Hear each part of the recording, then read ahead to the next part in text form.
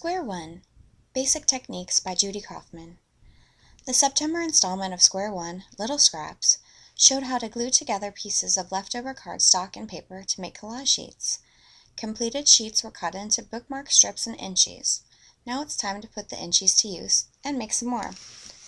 Two of the projects incorporate inchies from last month. The Eat, Play, Sleep card, my riff on the book and movie Eat, Pray, Love, uses 3 of them, straight out of the sandwich bag where they were stored. The inchies used on the card called Evidence have been further embellished with pieces of canceled stamp. The red, white, and blue of the stamp and the red of the cancellation mark worked well with the colors in the inchies. A brief tour down memory lane. The woman on the stamp is Kate Smith. I can still hear her voice as she sang the national anthem, her image in black and white on her first TV. For younger folks, think of Susan Boyle's amazing voice and you get the idea. For the other 3 projects, I made additional inchies. Those on the ATC are simple squares of heavy illustration board topped with a canceled Adopt a Pet stamps. The inchies on Now Boarding are each made with the same heavy illustration board plus marble pattern stickers. The squares, conveniently sized at 1 inch, are topped with a 1/2 inch circle sticker to look like an inlay. Last but not least, inchies to color. Pack up some pens, markers, or colored pencils and a sandwich bag filled with stamped inchies. You're good to go. Use permanent ink that won't smudge or run when you add color, and stamp the images before cutting the squares. It's important to stamp first.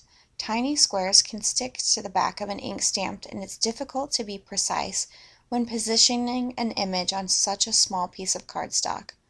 For cutting, I like to use a craft knife, a ruler with a grid printed on it, sold in the sewing section of a craft store, and a cutting mat. Inchies are miniature works of art.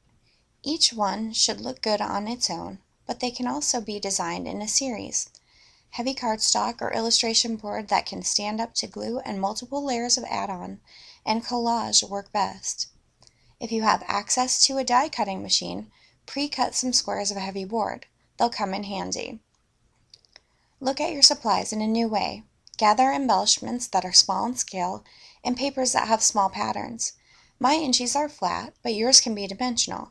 For example, I could have positioned the Asian coin on one of my inchies instead of beside it.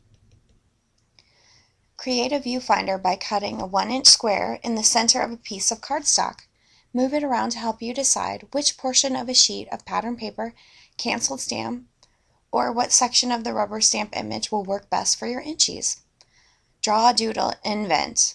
Get the kids in on the fun. Make inchies now and decide later what to do with them, or make inchies for a specific purpose. Because inchies are small, it's important to consider the scale and proportions of the other elements used in the project. Experiment. Move things around. Glue the layers once you are pleased with the results. All of the cards are small so that inchies can be the focal point. The largest, Now Boarding, measures only 4.5 by 5.5 inches. I like to line up the inchies with a measured space between them. What can I say? I love grids. But they can also overlap, layered in a random manner. I used only a few inchies per project, but there are lots of ways to incorporate more. Use dozens of inchies to create a 1, 2, or 3-row border on a scrapbook layout or photo mat. Use hundreds or thousands to cover a box, wall, or table mosaic style. For durable projects, adhere inchies and seal the top surface using the appropriate medium. To find the projects mentioned in this article and shown in these layouts, check with your local scrapbook retailer. Browse our premier retail stores for coupons to a store near you.